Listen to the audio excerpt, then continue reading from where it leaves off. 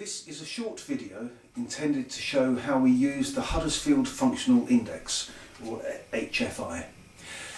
The Huddersfield Functional Index is a method of accurately measuring and recording outcomes in rebound therapy for people with profound and complex needs. The original concept of HFI was developed by Richard Waterston some years ago, and in 2009 Richard worked with Eddie Anderson, who is the founder of Rebound Therapy, and with myself to greatly expand the number of exercises and to develop it to be used with the Winstrada development scheme. The Winstrada trampoline development scheme is an internationally used program, and it uses rebound therapy as the base for its first three grades. So the grades 1, 2 and 3 are based on rebound therapy, and then grades 4 and beyond are based on trampoline development. So you see that rebound therapy can actually be used as a pathway into trampolining for those with special needs. First of all, I'm going to show you how we use the Winstrada development scheme in the traditional method, and then I'll show you how we use it with the Huddersfield Functional Index for those with more profound or complex needs. Cut. The traditional way of using the Winstrada development scheme, many of you will be familiar with anyway. Most rebound therapy trainers use these class record sheets anyway when they're running sessions. So the traditional method of using it is to write all the children's or students' names in along the vertical columns, and then every time they pass an exercise you give them a tick, and then when they've completed the required number of exercises, then they've completed the grade and they can get their badge and certificate, and we just write the date down here to show that they've completed the grade. That's the traditional method of using the scheme, and is absolutely fine for those who are fairly able, and of course for mainstream students. For those with more profound or complex needs, we use the Winstrada development scheme in conjunction with the Huddersfield Functional Index.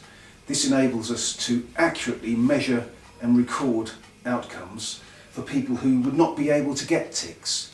And what we're doing is actually giving them a score based on the level of attainment and the amount of support they need. So a score rather than a tick, because in the traditional method of using the scheme we give them a tick for passing it or nothing.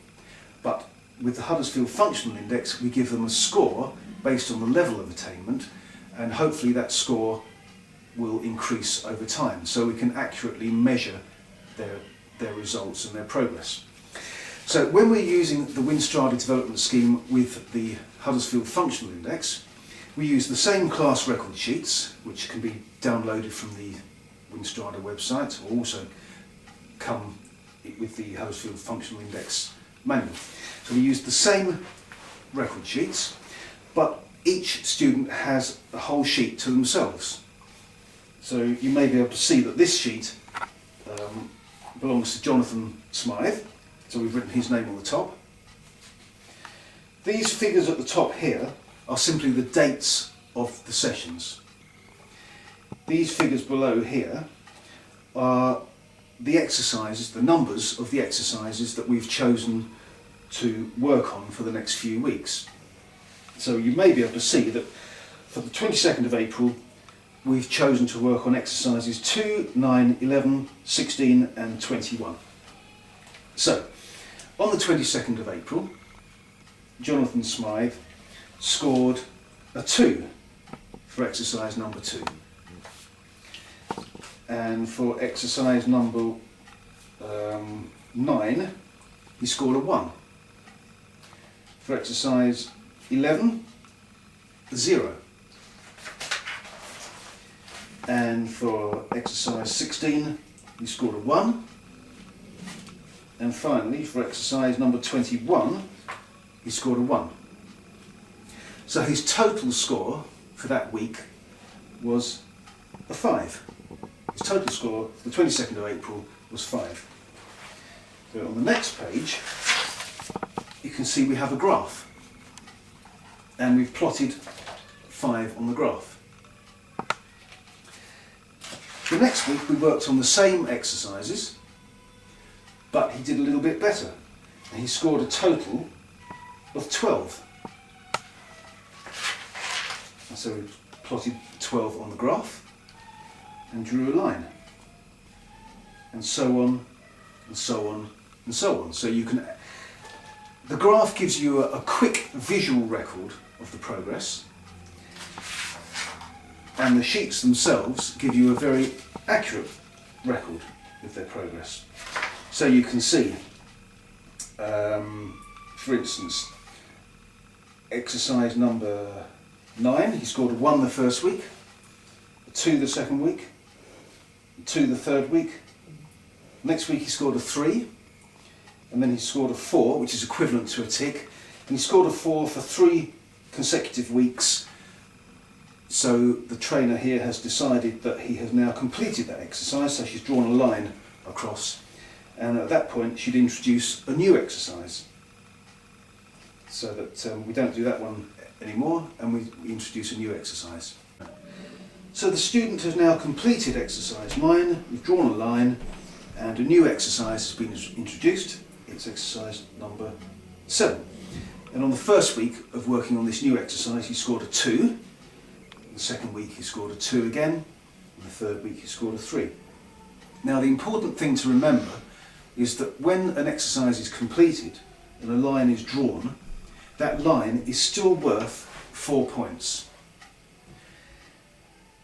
So on the 10th of June he scored, on section B, a 6. He scored a 2 for the new exercise, plus the 4 for the exercise he'd already completed, which is indicated by the line. The reason for keeping the score of the completed exercise is so that when you are looking at the graph, you get a continuous line showing progress. You wouldn't want it going back down when they introduce a new exercise, because then you wouldn't have an accurate record. Obviously when they get to the top of the graph, you'll introduce a new graph, but instead of having 0 to 35, the numbers will start at 36, unless you are working on a new grade, of course. So then this would then be, maybe grade 2, starting at 0. So this would be grade 1, 0 to 35, and then you might have grade 1, 36 upwards, and then when you start on a new grade, you go back to 0. I hope that makes sense. So how do we know what score to give the student?